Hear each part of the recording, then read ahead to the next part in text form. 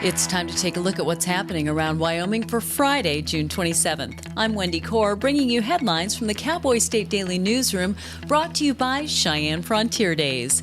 10 days of rodeo thrills, extreme bulls, live concerts, carnival rides, Western heritage, and unforgettable cowboy spirit in Cheyenne, Wyoming. Don't miss the 129th Daddy of them all, July 18th through the 27th. A proposal to sell millions of acres of federal lands in 11 western states might have been doomed from the start because it was slipped unvetted into a budget bill. That's what Wyoming resident and former Assistant Interior Secretary Rob Wallace told Cowboy State Daily's Mark Hines.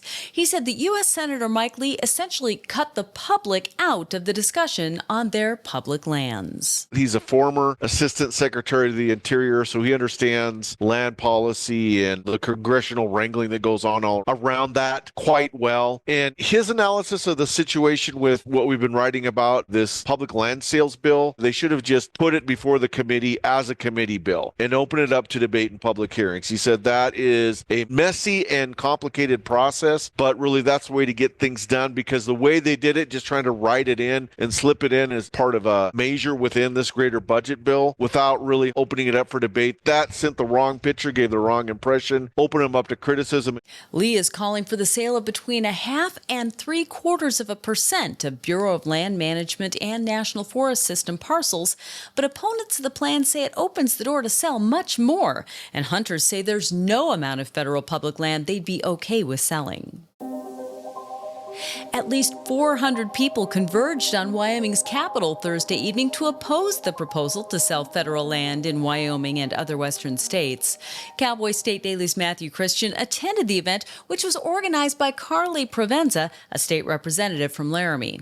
Christian reports that outdoor enthusiasts from both sides of the political spectrum showed up to vocally oppose the sale of federal land. One lady was holding up a sign that said, "Don't pave paradise and put up a parking lot." Another guy had what he called an anti-fascist flag in general. Most of the signs that were there really were hands off our public lands should stay in public hands. A lot of them referenced Senators Barrasso and Lummis saying, please don't sell our public lands. There were a few addressed to Representative Hageman as well with a similar message. Other demonstrations are planned around the state, including Friday at 10:30 a.m. at Senator John Barrasso's regional office in Sheridan and on Saturday in Pinedale on the courthouse lawn. Republican Party leaders at the national level are asking a federal judge to let them help defend Wyoming's new election proof of citizenship law, saying the trust of Republican voters in Wyoming election systems is at risk. Cowboy State Daily's Claire McFarland reports that the Republican National Committee filed a motion Thursday to intervene in the lawsuit that the Equality State Policy Center is waging against Secretary of State Chuck Gray and Wyoming's new law requiring proof of citizenship to register to vote. The RNC has to show, okay, we have a protectable interest here that's at risk, and Chuck Gray isn't going to represent our interests adequately. Unless the judge just says, yeah, I want to let you in, permissive entrance, then the RNC has to prove it as like protectable interest in this case, and its ways of being are at stake or at risk. The new law would require people to provide proof of citizenship and 30 days Wyoming residency to register to vote in the state. It would disallow using any documentation showing the person is not a U.S. citizen to register to vote. Well, it's no secret that President Donald Trump isn't a fan of wind energy, describing turbines as stupid and junk, while also advocating for no more wind towers in America. A Wyoming-based company that's developed innovative and much shorter turbine technology seems to be an exception, getting a big thumbs up from the Trump administration.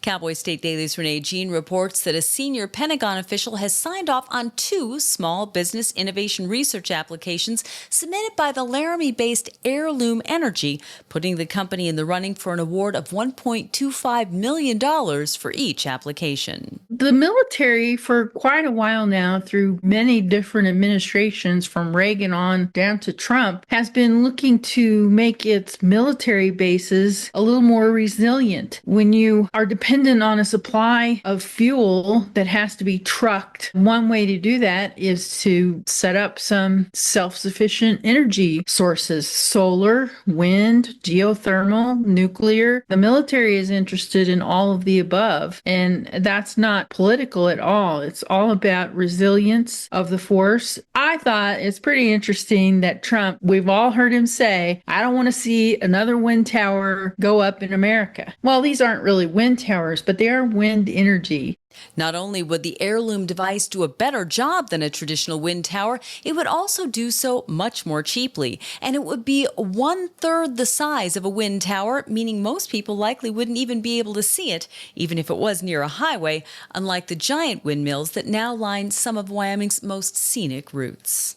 I'll be back in just 15 seconds with more news. They want to know if we received a relay call before?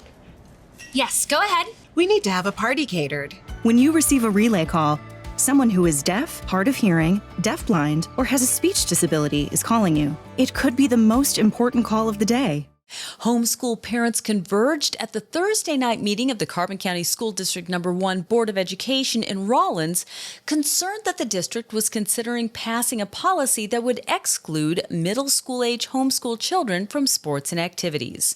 Cowboy State Daily's Claire McFarland reports that since Wyoming's legislature passed a school choice stipend account program, parents of homeschool children are standing up for what they say are their rights as taxpayers. I didn't get a lot out of the superintendent on this policy or its merits, but other people who were kind of understanding the shut the door policy said, well, it just seems like these school choice programs are chipping away at the public school system, and maybe they don't want to encourage that. And so the homeschool parents converged at Thursday night's school board meeting, and they were like, we pay taxes, we hire high schoolers, we sponsor sports teams, we contribute to this community, and our kids should get to participate.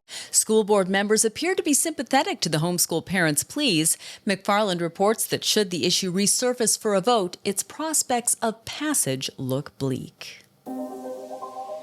A long-serving Wyoming senator and former Senate president continues to criticize the state's governing Freedom Caucus.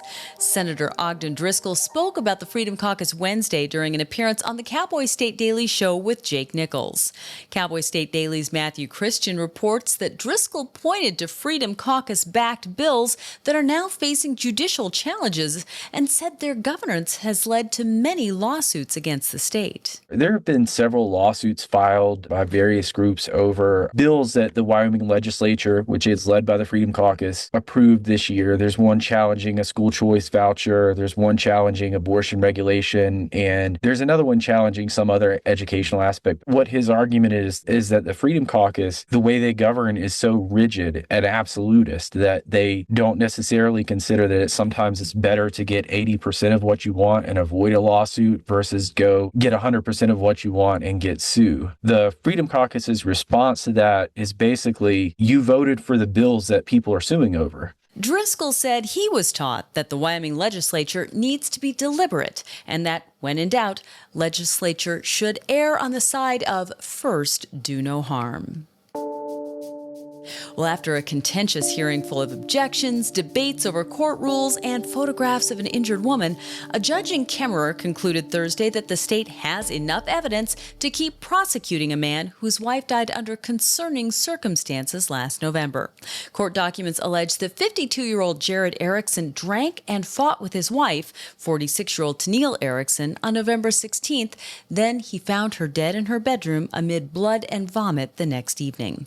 Cowboy State Daily's Claire McFarland reports that Thursday's hearing was to determine whether or not the case should be sent to a higher court for trial. The prosecutor is like, look, she's got goose eggs on her head. She's texting someone like, my husband beat me, and then she's dead. And so that was the prosecutor's focus. The defense attorney's focus was like, hey, look, people are talking about a history of alcoholism, weakened ankles, feet, liver, falling sometimes. Is it really safe in our system of justice to speculate that the husband did it when there's this other idea? Thursday's ruling from Judge Gregory Corpening to bind the case over to the higher court means that Erickson will next have an opportunity to give his plea in Lincoln County District Court, and then he can either proceed to trial or accept a plea agreement as his circumstances dictate.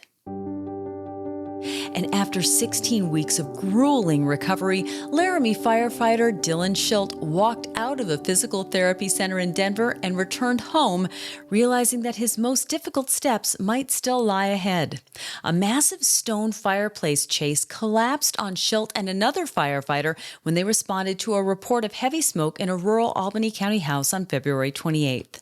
Cowboy State Daily's Mark Hines reports that walking out of the physical therapy center was a huge milestone on his road to recovery. He was able to walk out of the facility a short distance, but he says, I'm walking now, but not really. He's still having a lot of trouble with balance, those sorts of things. He'd like to go back to being a firefighter. Whether that's a realistic goal at this point is just unknown. He continues to improve a little bit at a time, but he's also having, some serious challenges, nerve damage, just structural damage that was done in that horrible accident that he suffered. Schult will continue outpatient physical therapy indefinitely. For now, he's focusing on the little victories. He's always had a passion for the outdoors and recently got back outside. He and his brothers took their father fishing on Father's Day. And that's today's news. For a deeper dive into the people and issues that affect Wyoming, check out The Roundup, conversations with the most interesting people in the Cowboy State. This week, my guest is Zach Buckle, community gardener and self-described food peddler. You can find the link on our website, on our YouTube channel, and wherever you get your podcasts. And of course, you'll find it in our free daily email newsletter. Thanks for tuning in. I'm Wendy Corr for Cowboy State Daily.